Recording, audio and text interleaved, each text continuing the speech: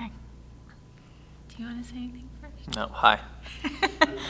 Do we say her name or anything? That's what I don't remember. You can say her name. Okay, I don't remember how we started. There's no formula. There really isn't. So if we mess up, can we start over? You can't start over, but You want to start out? You want me to start out? Well, you're the talker, so. Oh, And anything stupid we'll say, you'll edit out later. no, you'll be great. Might make some good Coopers. So we'll start with a memory? Yeah. Okay, you go first. Okay. We have a lot of really good memories of Alyssa. I guess one of my favorites is on her 4th birthday. She wakes up and we're like, Alyssa, happy birthday, you're 4. And she said, no, I'm not 4 yet.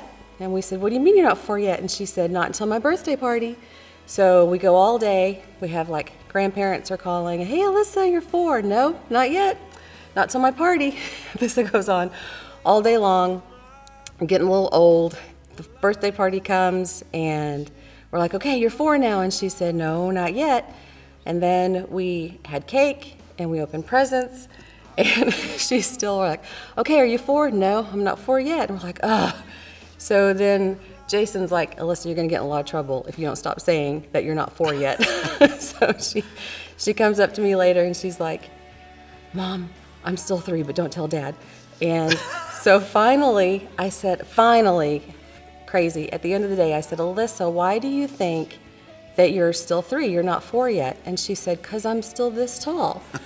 And I was like, oh my gosh. So I took her in their bedroom, they had a growth chart. And so I measured her, marked it, and then I said, see, last year when you were 3, this is how tall you were. And now this is how tall you are. And she turned around, big brown eyes, and she goes, I am 4. So she's just always had a different way of thinking about things. And you had to prove things to her. We had to show her why and how things happened and worked. And then she was just very, very different. But that's what we love. That's one of the things we love about her, is that she's not going to just accept anything. She has to be shown, and that's pretty cool. Yeah, she's very smart. And one of the things that has been so much fun is she is loyal to a T with friends. And her best friend since the beginning has been her sister, Kristen. And her sisters are very important to her. And one of the things I remember, we had one of those big full vans that we bought because our family was growing. And we were up talking about Jesus, which happened sometimes in the van. And Kristen was asking questions about, well, where is Jesus? Which is not an easy answer. You try to talk about, well, he's still alive and he's in your heart and, he's everywhere. He's God. And just a few seconds later, the van, we kind of hit that lull in our conversation, and you hear Alyssa looking around going, Jesus? She's just looking around for Jesus. Okay, so Morgan was probably 2, and Vivian was 9 months, and I was pregnant with Holden, so Morgan was my big helper and did a lot to help me take care of Vivian. And Vivian is eating breakfast in her little high chair, and Morgan was going to help me make sure she had Cheerios in front of her. So I said, Morgan, watch her and, give her some Cheerios if she needs them while I leave the room for just a minute. So I come back in the room not 2 minutes later, and there's a huge pile of Cheerios all over Vivian's tray. That was the whole box. Morgan had dumped the whole box out. And the biggest number that Morgan knew was 5. If anything was 5, it was huge, it was enormous. It's 5, that's really big. But she told me later, she said, Mama, I know that was 2 5s. That's just a lot of Cheerios, I'm sorry. 2 5s. The whole box. It was empty. So she 2 5s. dumped the whole thing out for her sister. One of the memories of Manda is just that her and Adam were so close in age. They were 19 months apart. And he was bigger and she was a little smaller. And a lot of people would ask us if they were twins for several years, and that was always kind of funny because they did look a lot alike, but they weren't twins at all. And Adam was her companion or her little compadre, where they do tea parties, they do dress up together. She'd get him to do everything with her. And then one time, something was missing from where it was supposed to be, and we asked each child, "Did you take it?" "No." "Did you take it?" "No." Well, when we asked Amanda, she said, "No, I didn't take it, but I think Adam did." And so we really thought Adam had taken it too, because that's kind of the way it had been. But and he got in a lot of trouble, and then she, months later, finally admitted that she had been the one that took it. And so he's like, "Oh, a little devious there." Yes. She's a typical little girl when she's growing up, when she was little. Dance classes and playing dress up and everything. Somewhere along the line, when she was about 5 or 6, she got in her mind that she wanted a rat. She wanted a pet rat. And she asked for it, and we said, no. She kept asking and kept asking. We thought it would die out, didn't we? Yes. And she just kept asking for that rat for probably, It was year, 2 I was years. going to say at least a year. Year that to she year and a kept asking. half. So we finally got her the rat, and she loved that rat. That rat went everywhere with her. It was on her shoulder. It was on her desk when she was studying. She took a little doll brush and would brush its hair, and it would fall asleep in her lap. Oh, that rat and her. The rat was named Coco, like the hot chocolate, and she loved that rat. Yeah, I expect her to have rats as pets in the future, for sure. Yeah. You want me to go first? Yeah, go ahead. Okay. One of the stories I wanted to share with the group today is not very many people know that Connie is a notorious Christmas tree ornament thief.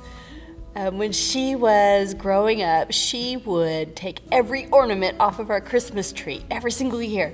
So I ended up having to put the Christmas tree inside of the playpen so that Connie couldn't get to the Christmas ornaments. And she would try, she'd waddle up there and she'd reach and she'd try to get to the Christmas tree ornaments. But we ended up for several years having our Christmas tree in the playpen because she would steal the ornaments off of it. And I just think that's funny. We would find Christmas tree ornaments for months after that. My favorite memory, or at least one of them, is we took a family trip down to Florida. Took a day down to the ocean, and Connie, for the life of her, would not get into the water. She was scared about what was going to get her. Cindy picked her up, carried her out there, started to set her down, and as soon as Connie's feet hit the water, she climbed Cindy like a tree. And I can just picture her sitting there, perched on Cindy's shoulders, just did not want to get into the water. And I think that's hilarious. A wonderful memory. Just Yeah, she thought there were sharks in the water. something was going to get her, She yes. eventually got in there. One of my favorite memories of Tori when he was little is when he was between the ages of about 2 and 3 years old. He was never wanting to go to sleep because he's always been a night owl. He still is. He likes to stay up late and then sleep in the next day. And so when he was little, I was up working at home a lot, and so Tommy would be the one that would lay down with him to try to get him to go to sleep. And after about 30 minutes, I would hear somebody behind me, and it wouldn't be Tommy, it'd be Tori. And he would come in and say, "It's okay, Mom, he's asleep. He's asleep now. Just be quiet." So that's just the way Tori's always been. He's just fight sleep.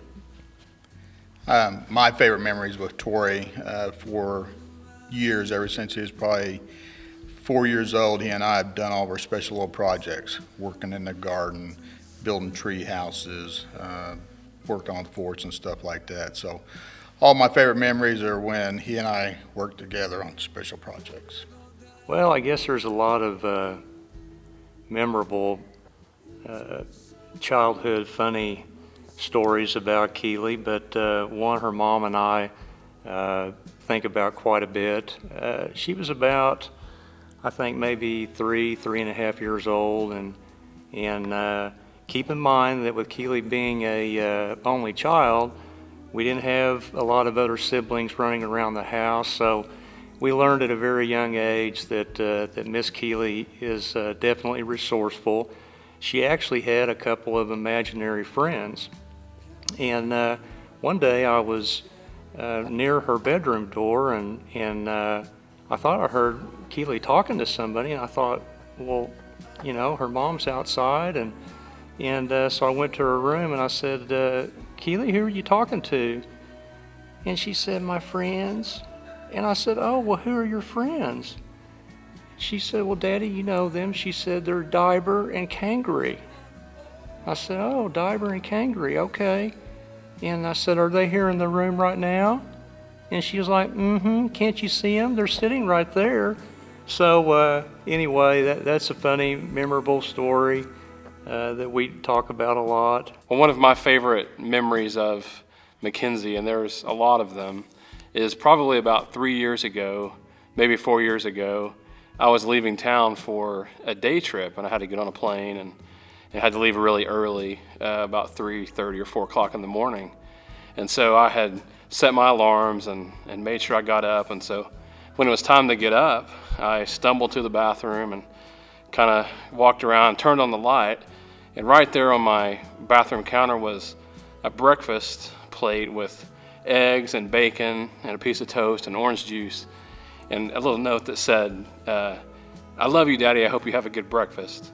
And so that was one of my favorite memories that she has done. Are you ready? Okay. Go ahead. Okay, I'm just thinking of my favorite memory. I don't know if it's a favorite, it's just kind of a funny memory of Nathaniel when he was 2. I was sweeping in the kitchen and the boys were playing there somewhere doing something. And the next thing I know, he's screaming and blood is gushing out of his face. And so after a quick trip to the emergency room, because we know those are all quick, we came home and I asked him, baby, what were you doing? Alan said he jumped off the table, and Nathaniel said, yeah, I taught I could fly. So that was that's awesome. Some of her favorite memories of her growing up when she was very little. The Holy Trinity for her was Mickey, Bee, and her toot. And she'd have to have all 3 of those things before she'd settle down. And Well, in the morning, she'd get on her bed and watch the Aristocats or Alvin and the Chipmunks. were her It was favorites. Alvin. She loved Alvin and the Chipmunks. And then we loved to read the Foot Book by Dr. Seuss, but she didn't like the clown feet. That was the thing she didn't like. no, Dad, skip clown feet. No clown feet. They would like for us to share a story about Caden. One story came to mind for this occasion. Yeah, it was our first trip to Wolf Creek, Colorado, snow skiing as a family. And we had skied the entire week, and we're all exhausted and fixing to travel home on a long car ride when the kids spotted a mountain they wanted to climb. And so they convinced Mom and I to stop and get out of the car, and 3 of the 4 of us were very excited about climbing the mountain. One of us was not quite as excited as the rest of us. That was me, of course. Right, and then Bryce, Caden, and myself. Caden was 5, Bryce was 7. We started climbing the mountain, and about halfway up, the kids were very disappointed that Mom was not following.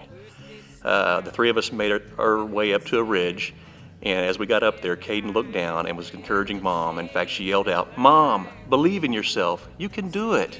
So at that point, I had no other choice but to climb to the ridge and join the rest of the family.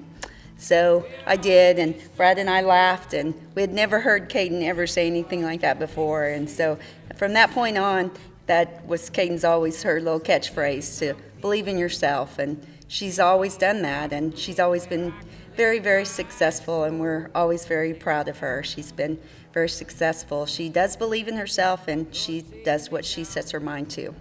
One of the first memories, or one of the best memories, is this last year. It's just been really a lot of fun. We've had, at any time, 2 to 14 kids at our house, and just seeing Colton interact with them and all the fun that he's had with them. And sometimes I'd go looking for him, and he would actually, with all his friends over there, he would be in his room studying, which was always kind of neat. It's kind of neat to see him that he's, he grew up from this little kid that used to sit beside me in this big red Dodge. And he would just chatter and just talk and talk to sometimes we almost have to say, give me a break, don't talk so much. And see him go from that to this big old football player that, he's probably got 3 inches on me and about 40 pounds. And to see all the success he's had with the football, and he had to work very hard to get there. I was asked to say what my favorite memory of Preston is growing up, and they asked for an embarrassing one, so I have the perfect one for that. When he was in preschool, I went to pick him up from school, and the teacher informed me that him and some other boys were being boys in the bathroom and having a peeing contest of who could pee the farthest. So that was my son, and probably one of the more embarrassing moments I've had of him. But one of my favorite memories of him is more so current as he gets older. I enjoy more just the simplest moments of us riding together in the car and just listening to him and what goes on in his mind and his thoughts, and or when he'll come and run and jump up on my bed and just want to sit and talk, or when he drives in the car. But then at that point, I also have that bad memory of exactly what the handle's for, and the teenager drivers. I do remember very vividly that Hayden bit almost everyone in his Bible class when he was about a year old.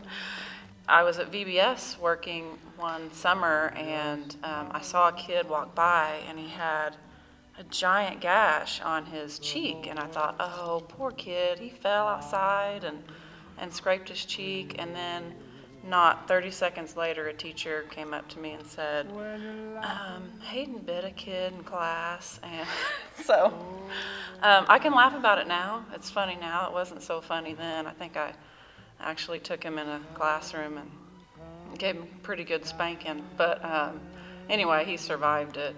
And thankfully, the kid did too, hopefully without any scarring.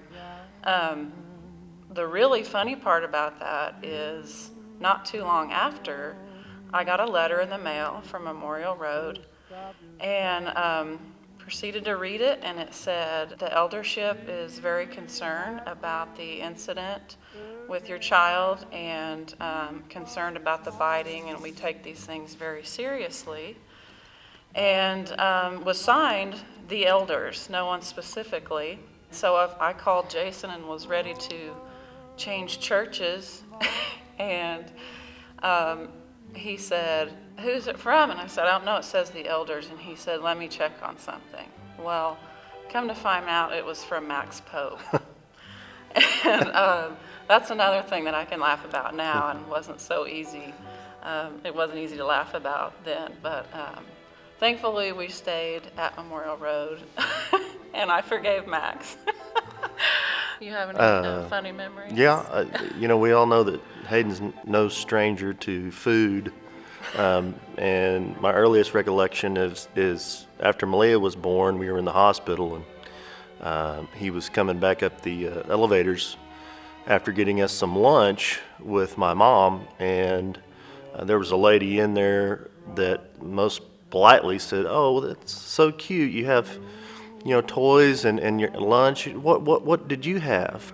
Or what is your mom going to have? And Hayden says, French fries. Very, very politely, French fries, because he loved French fries.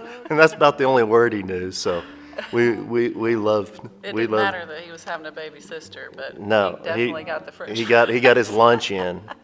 So I want to talk about Whitley and Grant Estes. Such a joy. Having twins is not easy, but I couldn't have asked for better kids.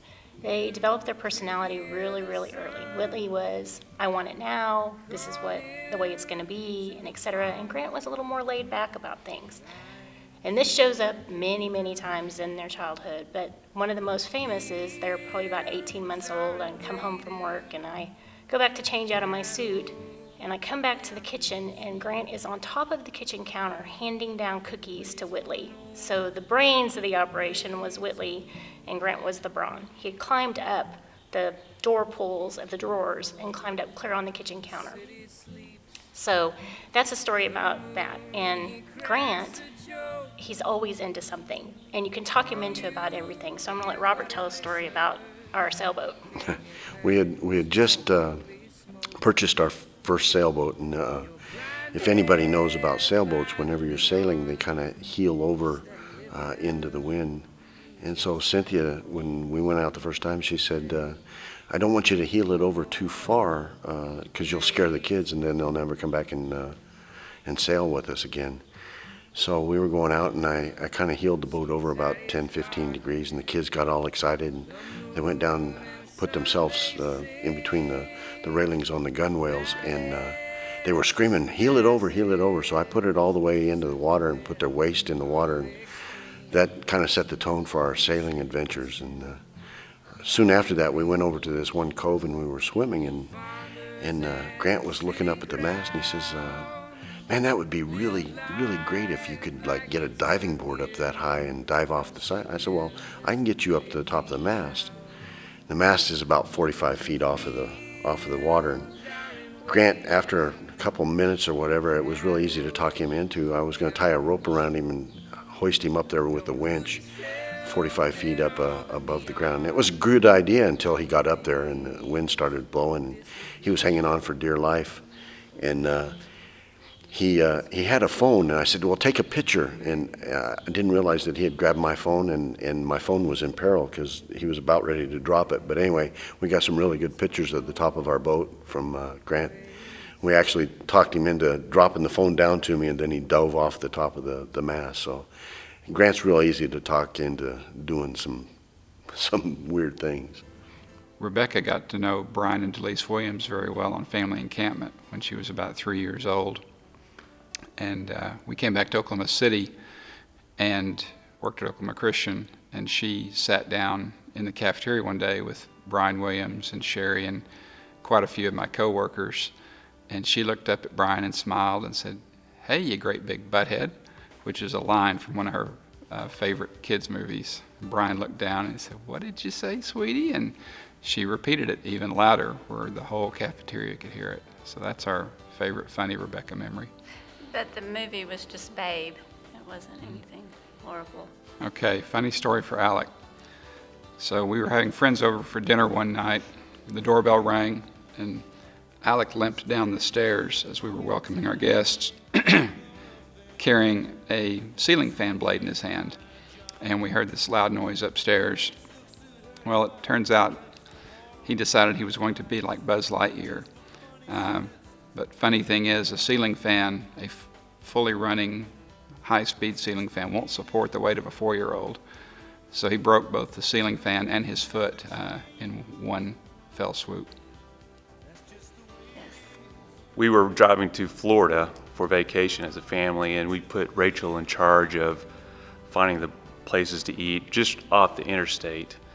And we were somewhere in South Louisiana, and it's about lunchtime or dinner time. We asked her, find the nearest Chick-fil-A, something right off the interstate there. So she got on her phone and was searching for Chick-fil-A, and she found it. She gave me the instructions, and we ended up being about 5 miles off of Interstate 10.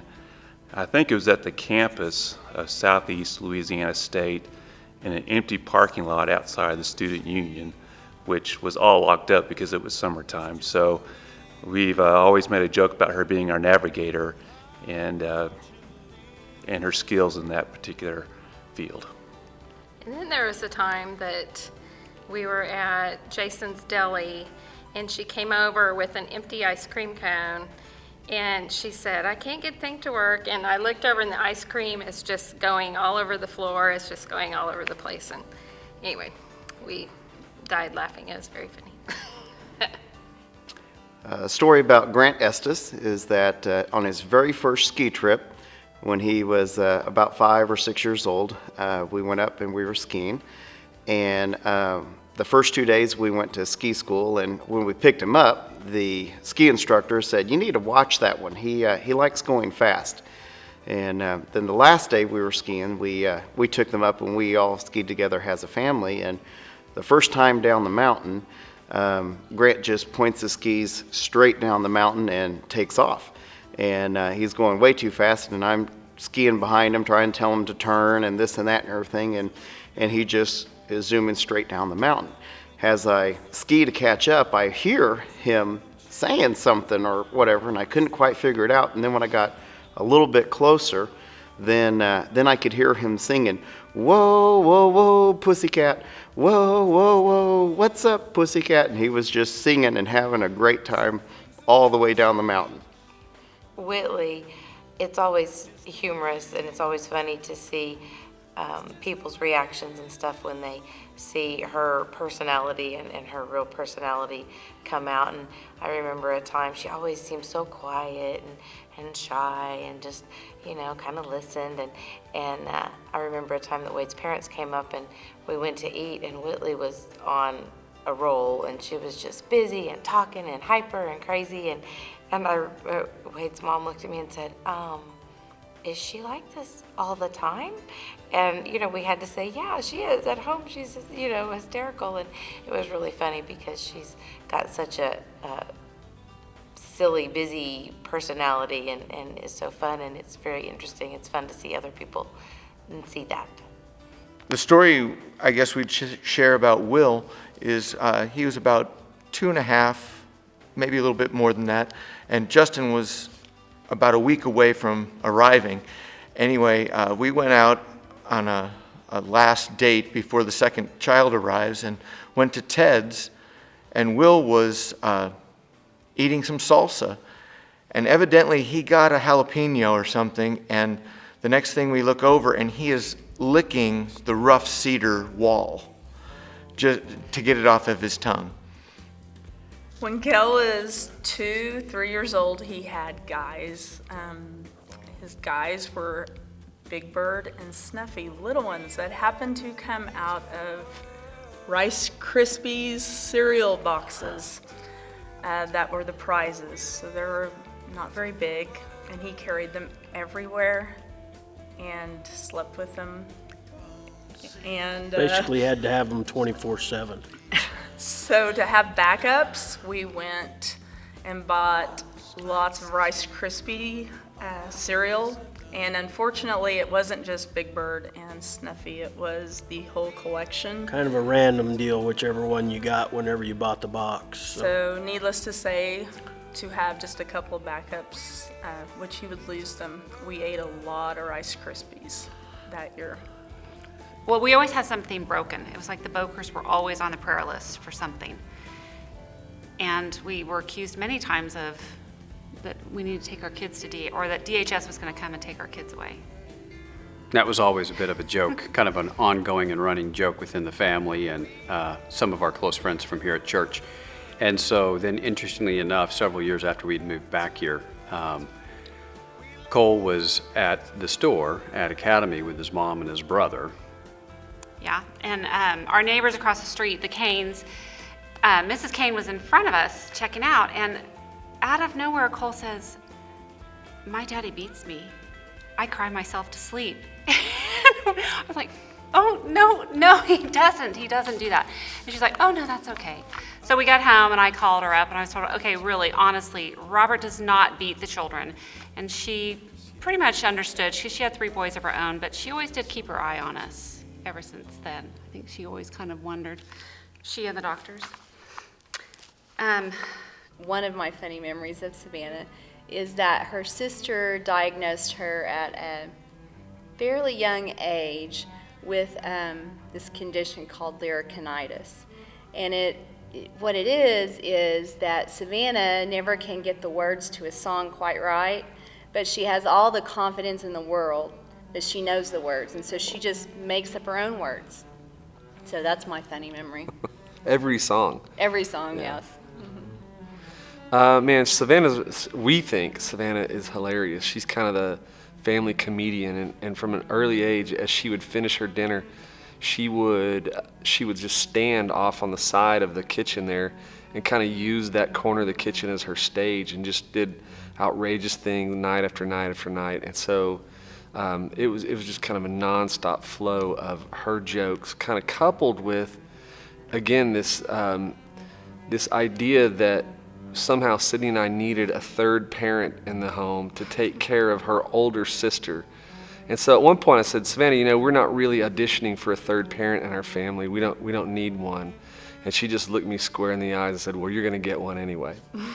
Well, Dee, of course, was born in Brazil, in Vitória, Brazil, and grew up there for the first years of her life. I remember when she started to school there, at least 3 times a week, they had English class. And the teacher was fine and everything, but Dia took it so very seriously, and she would come home, and of course her English teacher spoke with a Brazilian accent, and she would correct our American accent and try to get us to correct our English to sound more like a Brazilian speaking it. She would say, it's not bird, it's beard, beard, and she would just correct us, and she just insisted we were speaking it wrong. So it's one of the fun memories I remember about her early childhood and starting school in Brazil. So I think one of the things we enjoy about Natalie is our dinner table can be pretty busy. So when Stephen and Caitlin were at home, it's hard to really enter the conversation. So Natalie became this expert on the nonverbal communication. So she did a lot of these looks, she did a lot of eye rolls, and she'd kind of try to get our attention just with her eyes. So that was pretty much the way she communicated at the dinner table. It was pretty funny. Yeah. I think our funniest, Natalie, there's so many funny things that Natalie does. It's just quiet, and if you're not watching her, it's easy to miss. But at the beach, usually we get some pretty good material on her. Yeah. We love to go to the beach as a family. It's our favorite vacation. And when Natalie was probably a couple of years old, maybe 3. Yeah.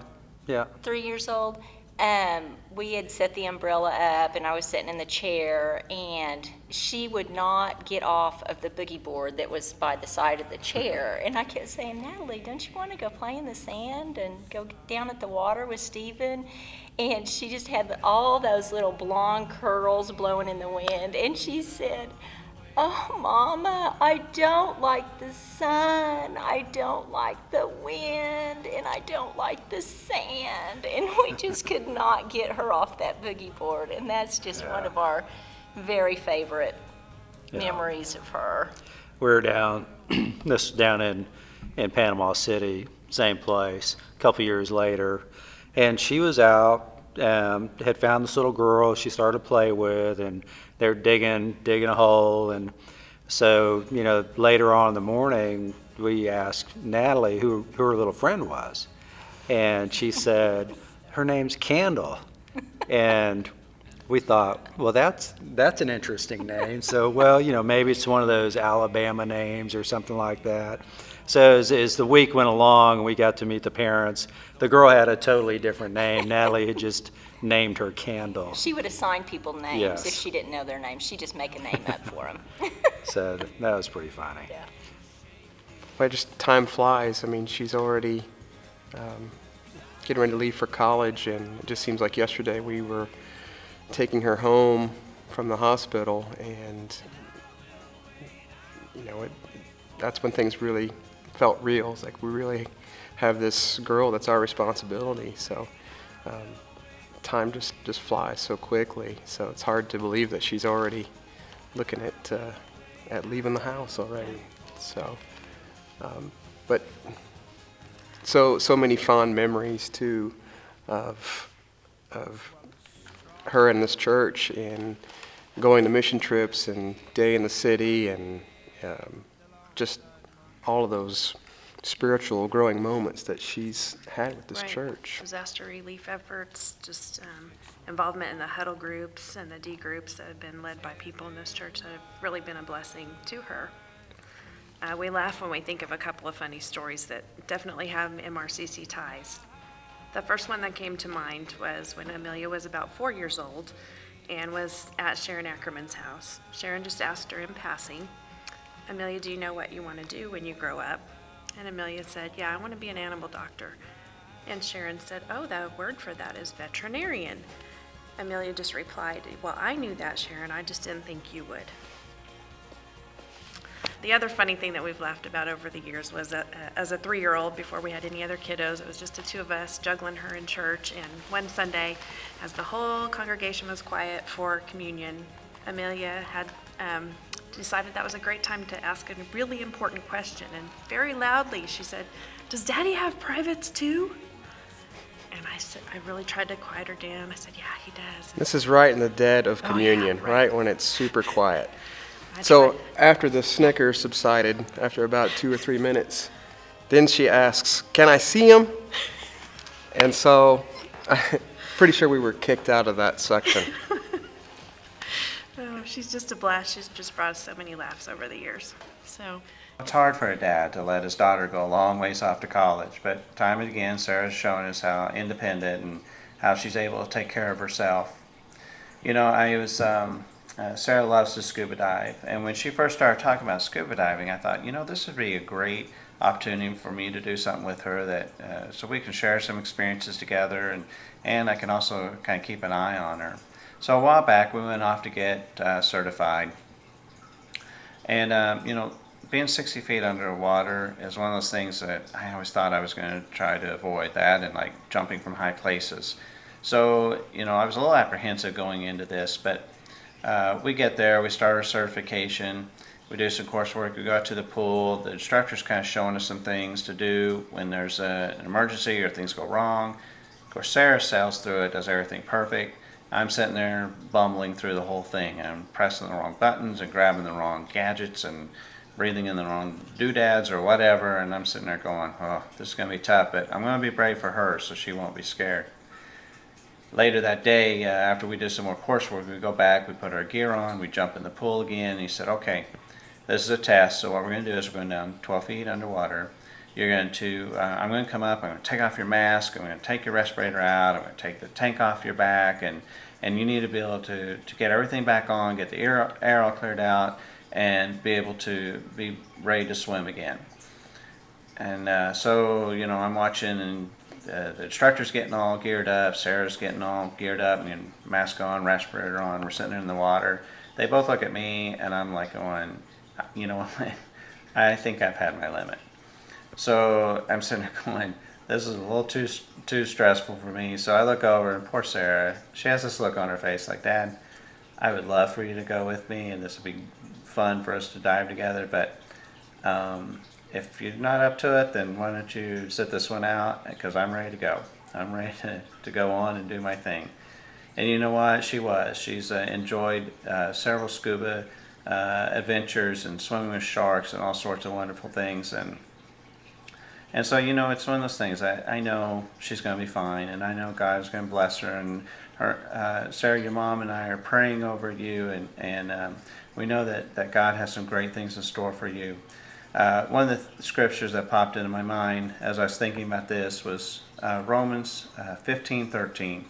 It says, "May the God of hope fill you with all joy and peace as you trust in him, so that you may overflow with hope by the power of the Holy Spirit." And we have a lot of confidence in knowing that God has big plans for you, and he's going to be watching over you and filling you with hope, and the Holy Spirit is going to be guiding you. Some of our favorite stories of Austin when he was a little baby, when he was about 9 months old, when he would use his little baby walker, he would be just fine and he was perfectly happy, unless when he was trying to walk, if he ran into something. If that boy ran into something, then he would fall down, throw a fit, and we would just scoop him up, pick him back up, set him in front of the walker, and then he was just fine. Perfect, happy little boy. He always loved to build Legos when he was little, and he would use the instructions just a little bit, and then he would build these amazing creations with his Legos instructions. He absolutely was crazy about Legos. And we hope that he carries that sort of determination throughout the rest of his life, not only the way he lives his life, but also in his walk with God. And we hope that he's able to maintain that same level of determination. We adopted Alex and Nadia from Russia when she was 6 and he was 8 years old. And ever since then, it's been an adventure with them. Everything that they saw, especially the first year, was new. They didn't speak any English, and they thought every holiday was the most fun. They did Easter egg hunts. We did 4th of July fireworks, which we were too close that year, and the ash kind of rained down on top of us. But they had the best time. Halloween. Yeah, Halloween was the best of all. You know, they got to dress up. They would go knock on doors. Now remember, they came from Russia. Apparently they didn't have this holiday there, but the idea of going and knocking on doors and coming back with candy, they thought that was pretty neat, you know. And I remember Alex saying, "I love America," you know. So, but Nadia, that was one of our favorite experiences, just watching them go through everything for their first time. But they thought going up on doors and knocking and coming back with candy was pretty neat. Well, and then at Christmas, they didn't have a lot of Christmas when they were in Russia. Usually a piece of fruit or a piece of candy. And so Christmas morning, we have 3 older daughters, and when they came down and saw all the gifts, they were just totally, almost overwhelmed, but they were so excited. They could hardly go from one present to another because they wanted to play with everything before they went. But Nadia certainly has blessed our life. We're glad she's a part of our life so very much. We're very proud of her for what she's accomplished. Recently, she was elected to Project Search. 8 kids in the Oklahoma City area got selected for that. So she'll be going into a program that will be teaching her job skills at one of the major hospitals here in Oklahoma. And she had to compete for that, and she got it. And we're so excited to look ahead and see the blessings that God has for her in store, the talents and abilities that she has, and where God's going to take her. God's given her talents. God's given her very good abilities, and we're anxious to see where God takes her, and we know that He'll take her to great places if she'll allow Him to do that. Well, and I'm excited to see what the future also holds for her, because in Nadia's eyes, everything is new, it's exciting. She likes to learn new things and go new places and do things, and so just being with her and watching her bloom and develop even since she's been with us and now into her future is just really a fun thing to look forward to, and we just love her so much. And she's not afraid to, no. And so we're anxious we know exciting times lie ahead. Okay, one memory I can think of for Jet is he was probably 2.5, 3. He loved his pacifier, and we called it a Pippi, and we were trying to get him to get rid of it, and of course he would not. So we had a big celebration where we took Jet and his brothers and sister down to a pond that was at the entrance of our addition, and we had a big celebration where he had to throw the Pippi into the pond, and of course we all cheered for him. And then later, every time we passed by the pond, we would call it the Pippi Pond. So that's my story for Jet. Jet has a unique ability to not offend anybody, say anything that could go make anybody feel uncomfortable. And it's just unbelievable the spirit he has and the leadership quality he has that we hope continues as he progresses through his life, through college and on to his career field. And our prayers that he just continues to be the example that he has been the past 18 years and continues to grow in Christ. Caitlin, she's really a wonderful child. We have been homeschooling her for the last 10 years. We just hope that you retained a lot of that information and it'll carry you through life. We want you to grow, keep continuing to grow as a Christian. My fondest memory, it's rather funny, of Caitlin, was when she was little. She loved to take her baths, and except one night she took it to the extreme. I told her to get ready for a bath, and she took off running and dove into the bathtub head first without any water being in the tub. Thankfully, she wasn't seriously injured. Then another time that really stuck with me, it was funny and serious and sweet at the same time, was when her Uncle Cotton, and his name was Uncle Cotton because his hair had always been white and he was legally blind his whole life, but he was on his on his deathbed and passing, and she came to say her goodbyes, and she said, "Uncle Cotton, congratulations." She said, "I hope when you get to heaven that you can see better and that your hair's brown." And I cracked up laughing, and I said, "Well, Caitlin, he wouldn't be Uncle Cotton then if his hair was brown." And anyways, I thought that was a real dear memory of her. I hope that she continues her faith and it strengthens, and that she chooses wisely with her friends, and especially her mate, because after Jesus being her Savior, I told her the most second important decision of her life is who she chooses to marry. And so I hope that she will be united with whoever Christ has in mind for her. And that's about all I have to say. Let me see. There's so many. One in particular I remember, Hannah has always been really curious about a lot of things, and probably nothing better illustrates that than Christmas time. Even when she was little, she wanted to know what she was going to get for Christmas, and of course we'd say, well, you'll have to wait until we open our presents. And then we would discover later that she had started her own little exploration through the house, hunting through closets, looking for Christmas presents, and she would manage to recruit Savannah to help her with that. And I kind of think Savannah was a willing co-conspirator in that whole thing. But it was always kind of a fun thing from year to year to see them try to find out what their presents were ahead of time, and then go on their own scouting expeditions to try to find out when we wouldn't tell them. But one of many funny things that we enjoyed with Hannah and Savannah as well, just dear, sweet girls to us. They mean everything to us. We love them, and our blessings, our best wishes, our prayers for you, Hannah, and also for you, Savannah. You know, we've been blessed to see you develop the gifts and the talents that God has given you. We've seen the way you care for children, the way you love reaching out to people other than your peer group many times. You have found yourself caring for, at school, the mentally and physically challenged, and you have really have a heart for people who are going through hard times. Well, because of your own life experiences, we've seen you develop perhaps a little more maturity than you might have.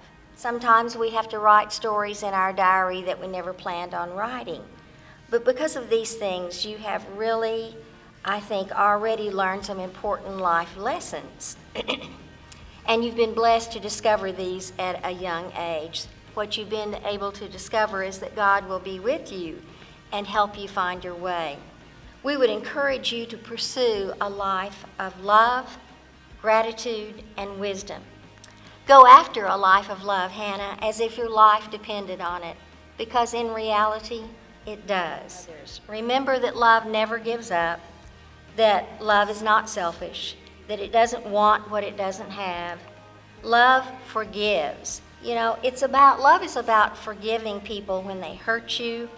It's about remembering that no one is perfect, and about being able to laugh at ourselves.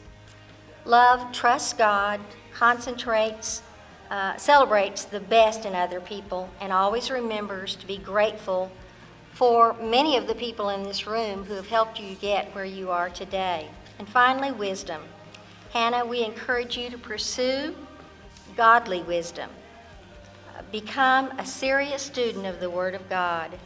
The Bible tells us that wisdom is not about accumulating facts or wealth, but about getting to know God and letting Him shape every decision in your life. Godly wisdom is the art of loving, humbly, and graciously in whatever conditions we find ourselves. We love you. A memory of Sarah. I have to say, a few years ago, Sarah had back surgery. And they always say when you come out of anesthesia, you really discover who people are at their heart. Well, Sarah was very funny coming out of anesthesia.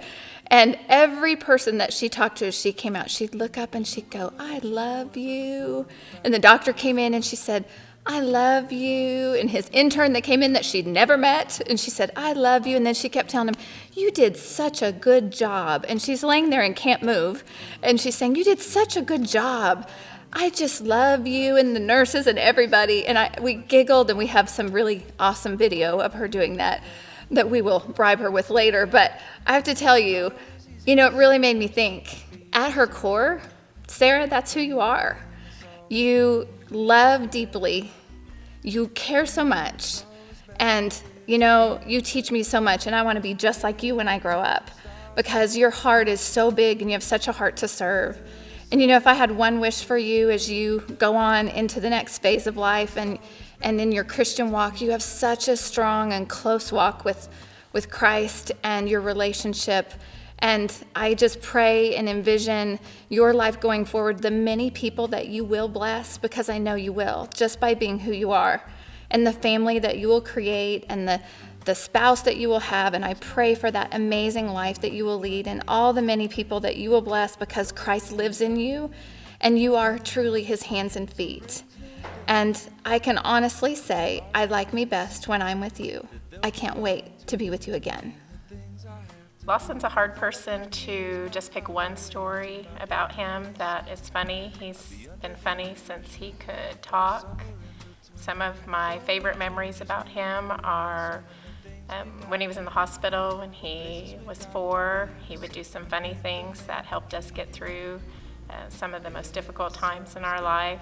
We would try and get him to go to sleep at night, and that's when he was the most awake. And one night I woke up and he had a flashlight taped to his head and he was playing with toys in his bed.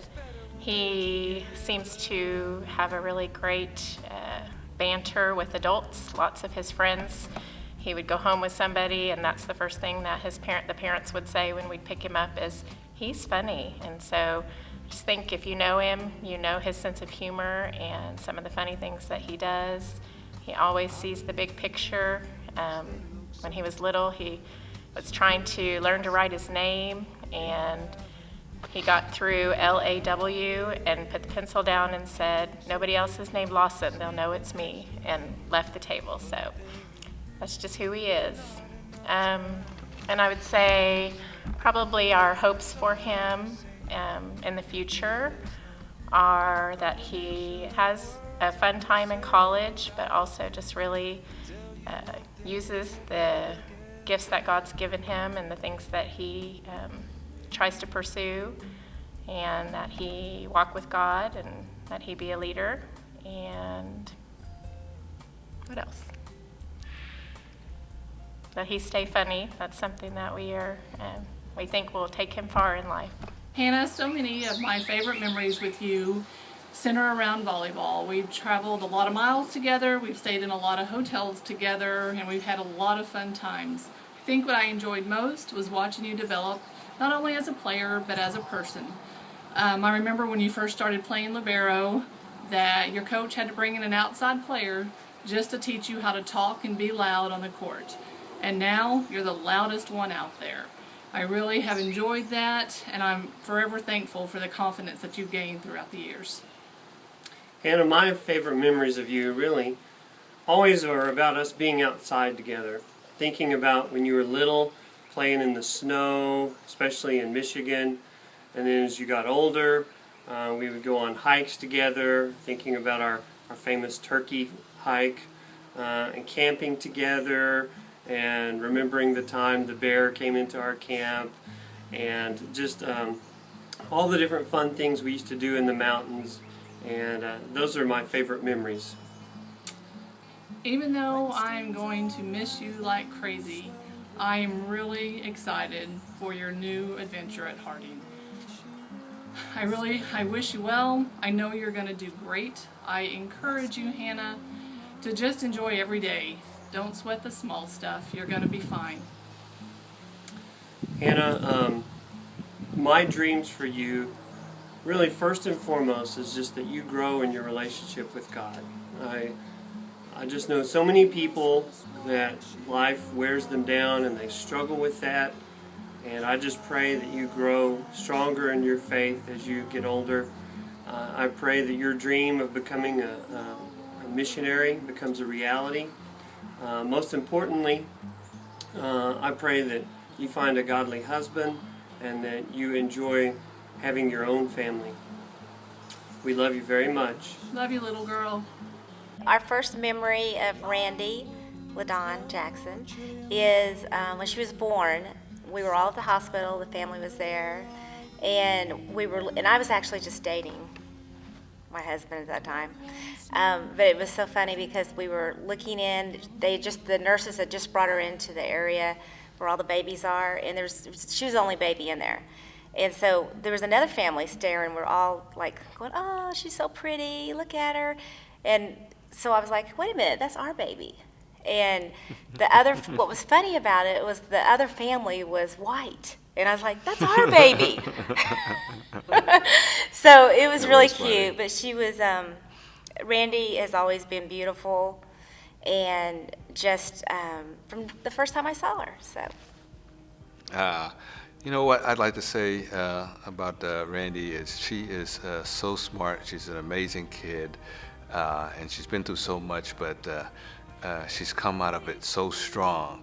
And I hope for her faith in the future that as so many youth turn away from Christ or think Christianity or the Bible is outdated, or some of Christian practices have become criticized.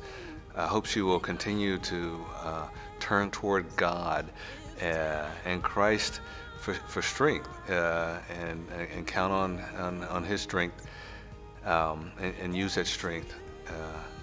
And I also hope that she continues to grow in her faith and finds someone in the future who also has that same faith. She's very special. She's very blessed, and I know she's going to be a wonderful adult. She is a wonderful kid, and I just hope the best for her, and we will continue to pray for her. Congratulations, Randy. We love you. We love you. Garrett's always been a very serious, level-headed kid. When he was little, I was for sure he would be a cowboy. He always wanted to dress up in cowboy clothes, even in the heat of the summer. He had on his jeans and his long sleeve shirt and his hat, his boots, the whole get-up. Often Grace had to be the bad guy, and she suffered a few times when she had to be the bad guy, but he always just was a sweet, sweet boy, sweet kid. And Garrett, now I hope you continue to work as hard as you've worked so far, both in basketball and with your school. I hope you have great success in college. I know you will, and that you find a degree and a career that you love and you're passionate about, and that you remember to stay close to God and trust in Him, and remember that this is all a journey, and the good things and the bad things that happen to you can serve a purpose, and they help make you be the person you are and help mold you into the person that God wants you to be. So a funny story about Paige is that she is a master negotiator and very persuasive. When she was 8 years old, she was still sucking her thumb. And the reason that she quit sucking her thumb was because she negotiated with me on what conditions she would stop that habit. And so she stuck to that and finally stopped sucking her thumb. And then she also, when she was in 5th grade, she wanted an artificial Christmas tree. We had always had real Christmas trees. And so she thought we needed an artificial tree so it could stay up longer. And so in order to persuade us to get an artificial tree, she did a PowerPoint presentation on the computer about the top 10 reasons why we should have an artificial tree, and we went out and bought one the next day. What about your part of the negotiation with the thumb? You want to bring that up? So the negotiation for the thumb sucking was that she would stop sucking her thumb if I would get her a new blanket to sleep with, and that I would stop drinking Coca-Cola. And so I stopped drinking Coca-Cola for a period of maybe 5 years, and she still does not let me live it down, the fact that I do drink Coke and she does not suck her thumb. Thank goodness.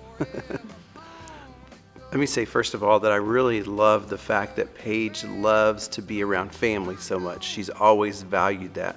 And so when I think about Paige and some of the my memories of her, it is either with family or planning to be with family or asking about family. So that's always been a really exciting part of her life, and I'm really thankful for that.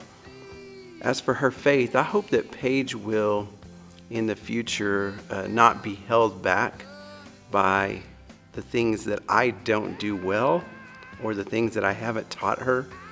And I pray that she will find ways to serve more people and to love everyone. And that's always been a goal of ours, that our girls, whenever things get difficult, I hope that she will turn to service and that she will show God's love that way, because I feel like in the years to come, it's going to be really important that the world sees people that love and show service through their faith. Well, one memory I have of Gray is he was very strong-willed, but he was a good boy, and he usually did what I said. But when he was little, I always made sure that he had a ton of lotion on every time he took a bath. And so when he was about 2, I guess he'd been thinking about it for a while, because I just finished lotioning him, and he's a little bit, biting me in just a little bit, and the next thing you know, he looks at me and he says, "Mommy, I don't yike Yoshin."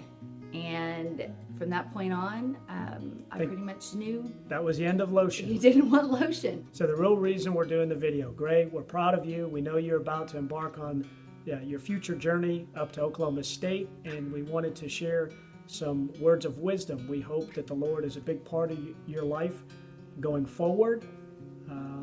There's a lot to learn at college, and you're going to be full of opportunities to figure out what you want to do for your career, but without God by your side, those things can get clouded.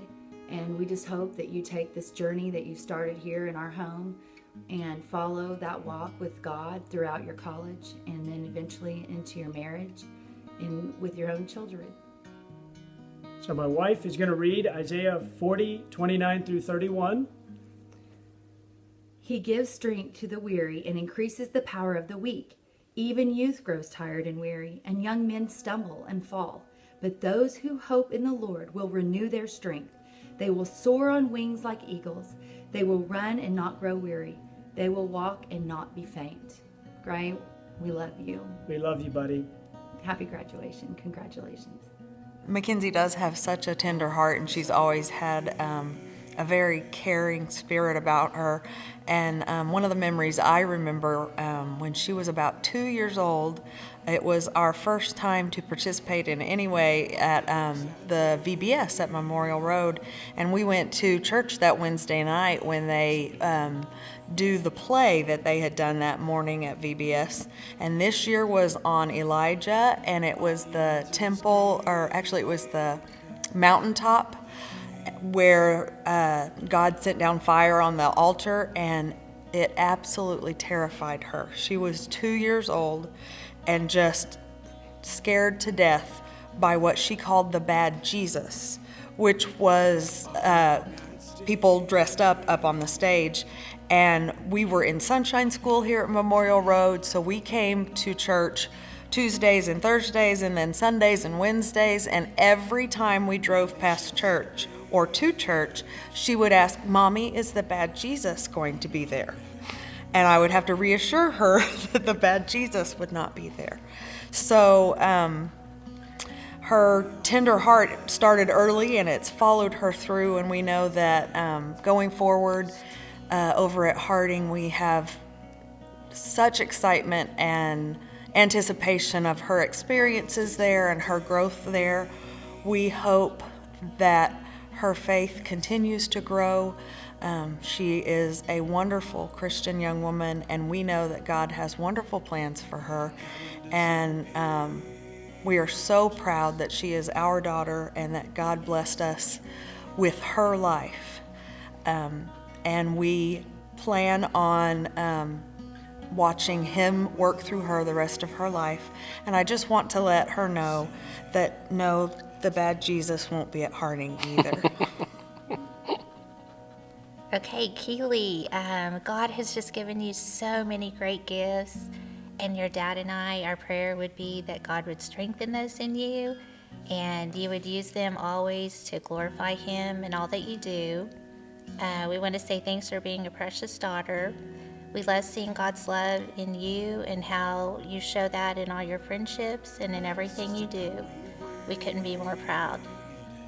For his future and faith, just to continue growing in his faith, always keep learning. I feel like you never stop learning, and to lead by example. Do the right thing even when nobody's looking. So go to school. I think your choice of going to OC will help foster some of that. Good luck. Be smart. We hope and pray that he will be able to tie his love for music and his interest in academics together and find something that just makes him happy. As far as Will's faith is concerned, we hope that he continues on the path that he's already developed. He is a leader by example of service, whether it be from Wichita Work Camp, other mission trips. He's going on Honduras this summer. We were to Brazil last summer. He's very hands-on. If something needs to be done, you can rely on Will. Cole, we just want to pass on to you how much we love you, how proud of you we are, and that as you move through life, we've got some hopes for you in your Christian faith. Certainly we hope that you have a wonderful and loving and intimate relationship with God, and that the relationship will not be that of rules and guidelines, but it will be an involved relationship that consists of love and compassion and a burning hope and desire for God in your life. And then certainly we also hope that you have the courage to share your faith, because you're going to have many opportunities in your personal life and in your work and professional life that are giving you an opportunity to not only have a relationship with God, but also to share that relationship and love and what God can actually do for everyone that you come in contact with. We want you to be happy. We want you to do the things that are going to make you happy, and we want you to have a family, and we want you to have a career that you love. And we know that you're going to do great because you're a great kid, and we love you so much, and we're very proud of you. What I hope for the future in his faith would be that he doesn't wear these anymore, and he doesn't smile when he takes pictures. That's usually what he does. And that he'll become a bright boy that smiles and really encourages others and becomes a leader within the community and within the congregation and church. He's already started taking the steps with that, and I enjoy teaching with him every Sunday morning when we go through the halls of Journeyland. It's such a special time. And I love it when he's journeyman, and I just secretly wait every single week while I teach, and I'm just waiting for his class to slowly move to where he actually gets to journeyman in my class, and we get to teach these children about the Lord together. Solomon wrote in Ecclesiastes after he had done all kinds of work and tried all kinds of things and was the wisest man on earth, and he came to the end and he said, the thing that is good for man is for him to find pleasure in his work all the days of his life, because that's what is going to be for man. And I hope for Whitley and Grant that they find their passion in life and find it in work and in their work for the Lord. Samuel Clemens, Mark Twain, said, "A man that finds a job that he thoroughly enjoys will never work a day in his life." And that's what I wish for both of them, is to find a job that they thoroughly enjoy and find it a hobby instead of work. My wish for Rachel is to find something that she loves and to pursue that and be the best that she can with it. And also, while doing that, throughout her whole life, to build on that relationship with God through prayer, Bible study, worship, and I think most importantly of all, in serving God. You'll find yourself at your happiest when you're serving God. I wish for Rachel that just stay the person you are, because you're so funny and quirky, and we just love you. And just grow in your relationship with God, because that's most important. We love you. As far as a blessing from us to her, we would just tell Alyssa to keep doing what God created you to be. Make long-range plans for God. Make a difference. Be who you are. Be loyal to God throughout your life. I think that's phenomenal. Spiritually, I just hope that he continues to go to church and that he continues to grow.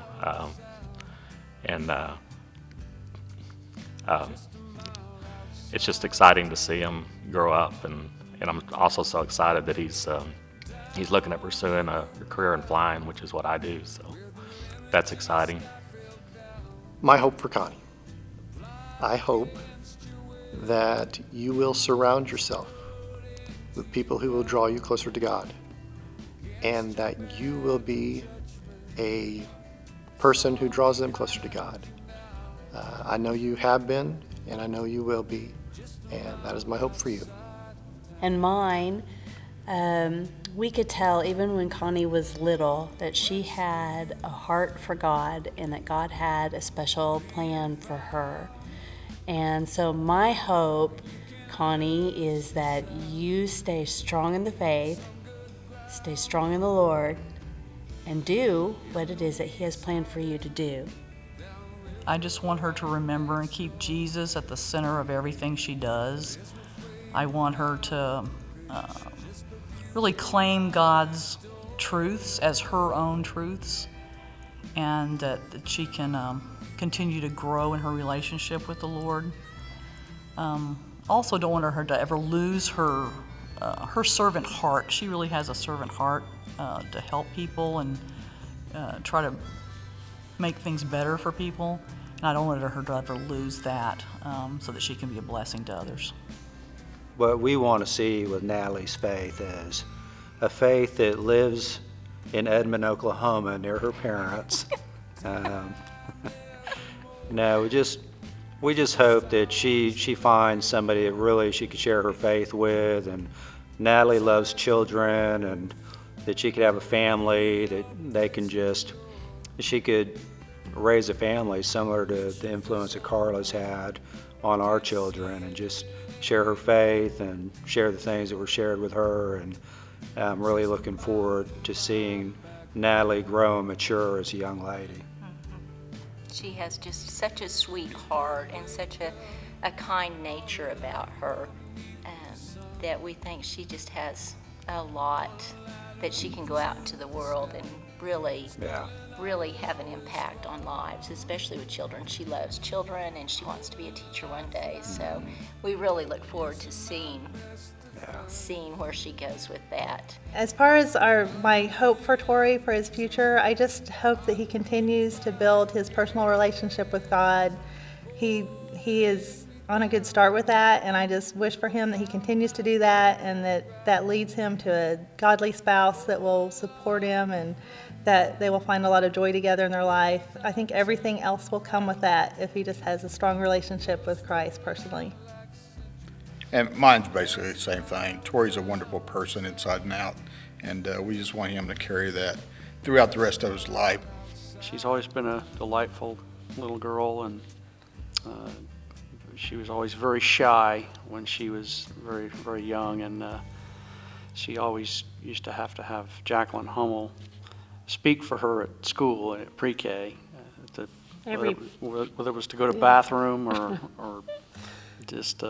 Every parent conference the teacher would say, she doesn't talk, Jacqueline has to talk for her, but, and her and Jacqueline are still good buddies, but she just was an easy kid, always loving and kind, and takes care of her brother, even though he's not really nice to her sometimes. Right.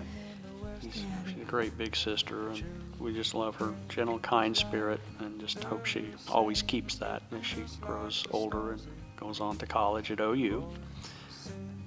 And I guess our hope and prayer for her, once she does go out into the secular world, as it were. Just that she's going to be, just know that she's going to be challenged in her faith as she encounters all kinds of people from different backgrounds, different faiths, people of no faith. And I just hope that she always continues to lean on her faith when times get tough, as they inevitably will in life. And I hope that she's has learned that at home and as well as with the youth group here at the church, and carries that with her well into her college and adult years. So Continues to grow and maintains the friendships that she's made here, because the friends she's made here are a really good group of kids that have been strong for her, and they've grown together, and I hope that will continue, and she will be able to lean on her faith and to witness to others and be strong and grow into the more beautiful person that she is. The blessing that I want to do for Grant Whitley is more of a challenge. I'm challenging them that as they go off to school and that they pick a church and make it a church home and become active in the college group of wherever they're going to school at and everything.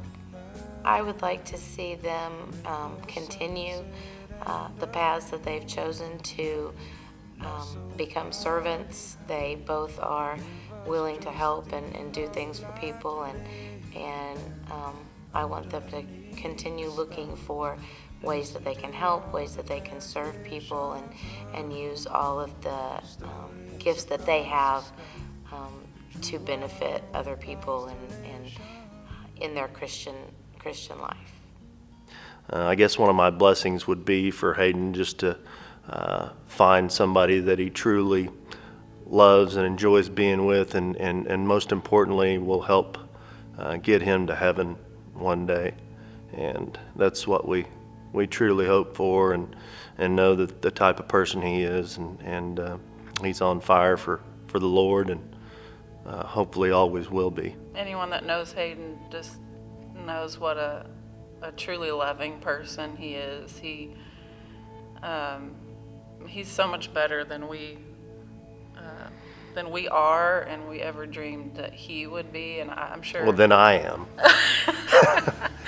Well, I think I'm sure most parents feel that way about their kids, but he would give the shirt off his back for a stranger. And I think going forward, we just hope that he always has the Lord in the center of his life, and he continues to love others and serve others, and just stay close to God. And like Jason said, we're just so thankful for the love that he's received here at Memorial Road, and we just don't have the words to express how grateful we'll always be for that. We would hope that she always remembers God, that she is able to keep Him first, and that she is able to always relax knowing that He has her future in His hands, and that she doesn't have to be in control of that she looks for His guidance and knows that even when things seem to be going badly, that in the end He will triumph, and that she will be, that everything will be okay, that she will be okay. Blessing for Alec would just be to always seek God, to put Him first in your life, no matter what you feel like your calling is, or what effort you're undertaking. Just that God will watch over you and has a plan for you in His life, and just put Him first and everything else second. So my funniest memory of Bianca was when she was about 4 or 5 years old. She and her brother Alex used to play church all the time, and they would pull out some pews and They would get out the Lord's Supper. They would make their own pulpit. She would make Alex wear a white shirt with a tie on it. And they would go get crackers for the Lord's Supper and, of course, grape juice. And then she would tell Alex to lead the songs. So Alex would get up and lead, and she would sing. And then she would tell Alex to sit down because she was going to preach now. So we always knew Bianca was going to be a natural leader, and I think her dad can finish off. Yeah, ever since she was small, she was always a go-getter, always trying to be the best at everything that she did. So we always knew that she was going to be somebody special, and she definitely has. My fondest memory was not too long ago. We were having that boyfriend talk, and I think I was probably a little bit rough on her about the boyfriends and so forth, but of course she is a beautiful girl, and a lot of boys were trying to come around the house a lot. So anyways, we had that talk, and I think I hurt her feelings, and she finally expressed a few things to me that night, and the biggest thing that she said to me was, "Dad, you're my number one." And she said that I would always be her number one. And of course that melted my heart, of course, and it's tough to make me cry or anything, so she did it pretty quickly. Anyways, she said, "You raised me right, you raised me in the church, you raised me to do the right things and to believe in myself, and I'm going to do that." She said, "You don't have to worry." Okay, so one of the many memories that we have of John is every night when he was little, every night when he went to bed, he would always say, "I love you." And then he would say, and of course we would say that we love him too. And then he would say, "I love you and I like you." And then he would say, "You're the best mom and dad in the world." And we would say, "You're the best son in the world." And then it would just keep going. And he would say, "You're the best mom and dad in the universe." And then he would say, "You're the best mom and dad to infinity. You're the best mom and dad infinity times infinity." And then some nights when he would just be so tired, he would say, "Ditto all the words." But then he couldn't let it go at that. He would say, "Ditto all the words times 2, and then ditto all the words to infinity." And then when little sister Katie got big enough, then she would chime in. And so our nights sometimes of going to bed or getting them in bed at night just seemed like to take forever, but it was just really, really great memories. Okay, Alex, you have made having a teenage son easy. Thanks for making it easy on us. You've been great and just such a blessing in our life. I have so many memories of your childhood, but one that sticks out in my mind is you and your dad wrestling all the time and almost breaking every piece of furniture in the house we have. I'm not sure who he's going to wrestle with when you leave. I'm a little bit worried about that. Alex, before you were born, we prayed for you. Before you came into this world and took your first breath, we prayed for you. We asked God to make you strong and to make you a leader, and He has. We asked Him to make you a strong member of His church and a leader of His people, and He has. Your entire life, we've prayed for you, and we've tried to teach you to be the person who helps those who can't help themselves, the person who protects those who can't protect themselves. And that's the person you've become, and that's the person that we know you will continue to be. We prayed for you as you studied God's Word and chose to obey God's command. We've watched you put your faith into action all over the United States and in Honduras. And we're so proud of you for that. We hope that you continue to keep a firm grip on your faith and on your goal of helping others.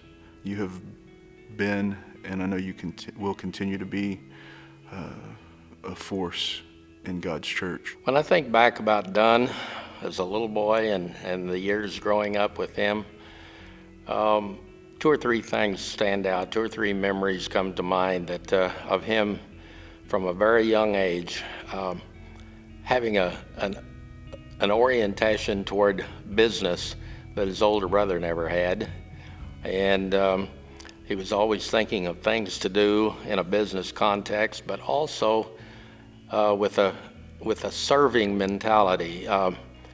By the time he was 10, he was already being our breakfast chef, and being very creative and coming up with all kinds of dishes and creating a menu which he called Dunn's Cafe. And of course, we'd get to pick things out, and he would go make them, and he had that was great fun to him. He became a devotee of the Food Channel and a big fan of Bobby Flay, and before long he was declaring that his goal in life was to become a famous chef and beat Bobby Flay at Iron Chef America. At the same time, he decided he liked doing things for me and for his brother, shampooing and cleaning your feet and things like that, so he would make up a little bill called Dunn's Salon. And so he was always putting things like that in a business context, but he was always doing things for the family, and that's a memory that will never go away. Of course, later on, as many know, we went through a difficult time when we lost my wife and his mother at a very young age, just about 6 years ago. And he and his brother both were very strong through that experience. We spent the last month of her life with her 24/7 in hospice. It would be easy for kids of that age, he was 12 at the time, to have a very difficult time with it, but he was very strong for the family and for his mother, just like his older brother was. So that's another memory that we share as a family that we'll never forget. We know you already know how we feel about you and how much we love you, but it seems appropriate to read the blessing that Paul gave the Ephesians in Ephesians chapter 3. And I pray that you, being rooted and established in love, may have power together with all the saints to grasp how wide and high and deep is the love of Christ, and to know this love that surpasses knowledge, that you may be filled to the measure of all the fullness of God. That's our prayer for you. For Emily, all the memories we've had, birthdays, trips to Disneyland, Christmases, all of them are such treasured memories. However, I think my favorite memory is when I would read Little House on the Prairie chapter books at night before bedtime. I'd read from them and she'd look over my shoulder, and occasionally I'd miss a word or two to let her catch me. She would catch me and correct my words, and all too often as I got older it happened a little bit more frequently. But I'll always remember reading Little House on the Prairie to my little half pint. My favorite memory would be we had just moved to Ponca City. She was just about 4, not quite, and we went to the story time at the library. And so the librarian's talking about owls and trying to get everyone's information about what they thought about owls. And all the children were saying things like, they have wings. They have wings. They fly. They fly. All the bird characteristics. And Emily pipes up, they're nocturnal. And the librarian just kind of sat there stunned for a moment, and all the adults were kind of looking at her. And it was just rather a funny moment. The parents were surprised. This girl knows what nocturnal means at age 4. 3. I think our blessing that we would like to impart to our daughter is that we wish you a lifetime of happiness, and you've been blessed with many talents. And our final blessing comes from Colossians 3:17, where we are told to do all things, whether in word or deed, do all in the name of the Lord. You can do anything you set your mind to, sweetheart. but make sure you do everything for the Lord. We love you. As far as what I'd like to tell you, Bianca, is that we are proud of you. When we had you, we were scared. We didn't know exactly how it was going to turn out, but baby girl, you are everything to us, and we love you, and we know spiritually you are strong, and we're just going to pray each and every day that you continue to follow the Lord and continue to do what you've been doing, and just be that example to your brother and your sister. And we just wish you the best, and we love you so much. For Dia and her future and her life, she has just blessed our lives so much in the 18 years, and can't believe we're to this moment. And here she is going off, and we've just been so proud of the way she has blessed other people and loved other people and been such an encourager of people around her. And we just pray and that she will continue to be a blessing to others, that she will continue to serve our Lord, and that she will reach out to others. And I just feel confident that she will continue her faith, and that she will continue to be curious, and that she will continue to study and just grow with her Lord. And just so proud of you, Dia. Yeah, she's always had a real gift for looking at the positive in people and in situations, and we just pray that throughout her life and in her faith she'll continue to see the positive that God's doing in people and in the circumstances of life. And reminds me of a scripture she's always liked that I think she lives out, where Paul said in the chapter 4 of Philippians, "Finally, brothers and sisters, whatever is true, whatever is noble, whatever is right, whatever is pure, whatever is lovely, whatever is admirable, if anything is excellent or praiseworthy, think about such things." And Dee, I think you've done that well, and I just pray that you'll continue to do that throughout life. Going forward, now that he's turning another page in his life, coming out of high school and planning to go to college at Oklahoma Christian, but as a parent in a Christian family, you hope and pray, and all of us do, that our children will keep steadfast in the faith that we've tried to raise them in, because they'll face many challenges starting now. They're facing them now, and they'll face more of them as they're out on their own. And we can only rely on the fact that we've done our best to teach them, and hope that they will take that and make it a part of their lives and have it grow throughout. And in Dunn's case in particular, as I say, he's always had that servant mentality, and that's something we all need to keep. And I hope and pray that he keeps that throughout the rest of his life as his service to the Lord deepens, and that he can help to transmit that to others and bring others to what we know is the way that leads to eternal life. So that's my hope and prayer for Dunn. We have great memories going from the past, and we hope to create many new memories going into the future.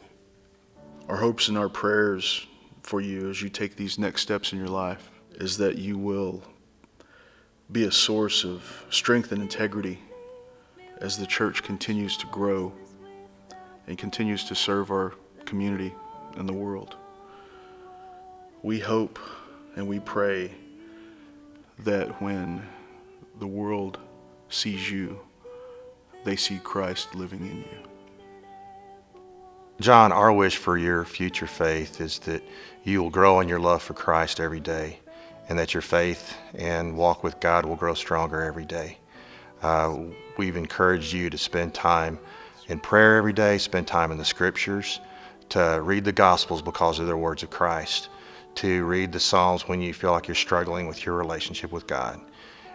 We are so looking forward to the time when you will find someone that will have the same commitment, convictions that you have, that will have that same kind of faith that you can spend the rest of your life with, and that will be the person that you can work with and serve with forever. We're so proud of the young man you are and the man that you're becoming.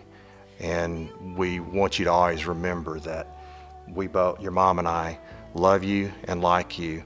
You're the best son in the entire universe. Ditto all the words. We love you, bud. We love you. What I would want for her spiritually. I've always felt Savannah she has a real sense about her of knowing what other people are feeling and being real empathetic and compassionate toward them. And I just hope she always continues loving people the way she already does. So. Yeah, and Savannah, I would say to you, we're very proud of you, and we think that you're great, and we love who you're trying to be, and that you believe that you're saved by grace, because that's all that's going to save any of us anyway. And I agree with your mother that you have great compassion and love for others, but you also have a real strong sense of what you know to be right and wrong. And so I'm asking you as you get older to keep both of those things, to keep your love of following the Lord and what He wants for you with His life close to your heart, but always have grace and kindness and mercy for other people, and kind of walk in the tension of what that means to both be moral and good, but understand you're not saved by that, and instead just give your goodness toward other people and don't judge them. So with Morgan, kind of what I think of is she's always been really good with money and finances, and even from an early age, she loved to give, both money and time. She used to really want to buy presents for the whole family and for her sister and her brother. And so my hope is that she never outgrows that. She never gets too wrapped around money and her own life and stuff to where she doesn't have that wonderful giving heart. She's been amazing with it, and just hope she continues to really like giving. Yeah. Giving stuff, money, time for other people. It's really fun to watch her give. One thing I've always tried to tell the kids is to always do things God's way, even if it seems to go against everything that seems natural, everything that the world is telling them. If it just seems completely out of sorts, to still look and see what God's way and what His will is in the matter and do that, because that makes them blessable. God wants to bless us, but if we're not walking in obedience with Him, then that makes it hard for Him to do that.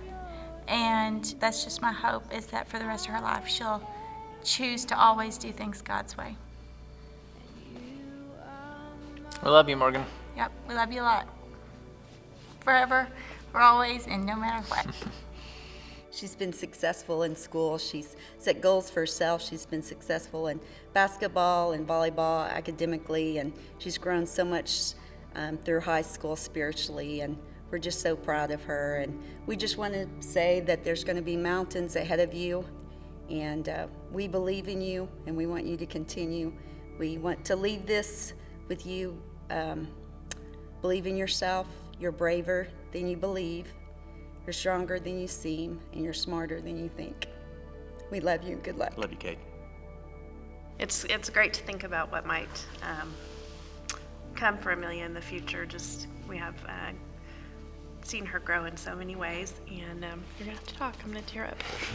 We just wish her success on any of her endeavors, whether when she's married or in her career. We just wish her the best, and yeah, I'm not gonna start crying. Love that girl.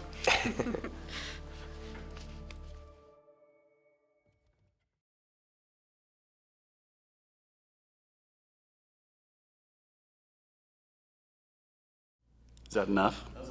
Okay. Yay. Okay, you say good. Do I need to redo mine? That's it. I guess. I mean, That's all we know about her. Tori's a wonderful person inside and out, and we just want him to carry that throughout the rest of his life with his friends and his spouses and everybody. Multiple spouses? Multiple. Well, not multiple spouses. Sorry. Good. Make some good beavers. There you go. Do we need to take two? No, perfect. Okay. Did you tear up? Yeah. Good job. You need a tissue? Yeah. I know I looked toward the camera once when she said that, and I was trying to look at that green tape. It's really hard. Had to be done.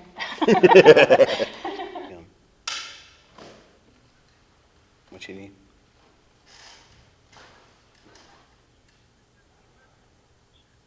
Not above the washer, sweetie, in the floor. Oh, what laundry soap to use? Behind on the shelf in the pantry. On the shelf in the pantry, babe. Yep, that's all we got. Bye. Our son, this morning, he goes to New Hope also, and they had the kids do the video, and he thanked us for beating him as a child. So we're not sure what we should say to him today. You ready to leave? Oh, are we done? Oh, No, just she was always, yeah, I don't know. I thought I was going to do that one. Now you're going to have to cut and edit all this. So. We're done. Okay. Unless you wanted to add something. No, I'm good. I'm good. I just See, agreed to now smile. the cameras were just rolling on that, so that's a blooper you can add in, you know. Yeah, don't hit your... Is that enough? We got to keep going. Awesome. One kid left. That's good. Mm-hmm. Okay. Sure. I'm sure. Only I might tell Alec that if he thinks I beat him as a child, if he's not careful, I'll beat him even more As an adult. as an adult. Okay. Oh, you're doing it again.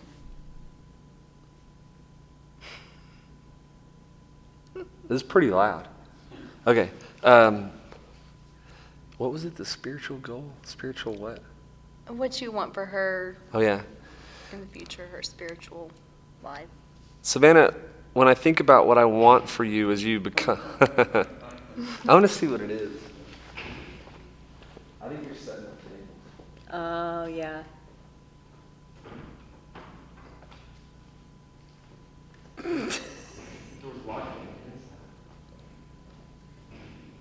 I just hope he goes to school, Okay. finds a lady, gets married, gets out of my house. You're not Kid eats videoing, art. Kid eats like a horse. Get him out. Okay? And I'm working on it too, and we'll just be in this together. You shoot us at 5 minutes, right? Literally. I've got a sword. Oh, okay. You have a short turnaround. 1 week. Yeah. Yes. Hey, And lots of people to interview. yeah, that's just three all-nighters or whatever. So. That's it? That's all we have. Good. Thanks. Thanks, Drew. Thank you, guys. Yep.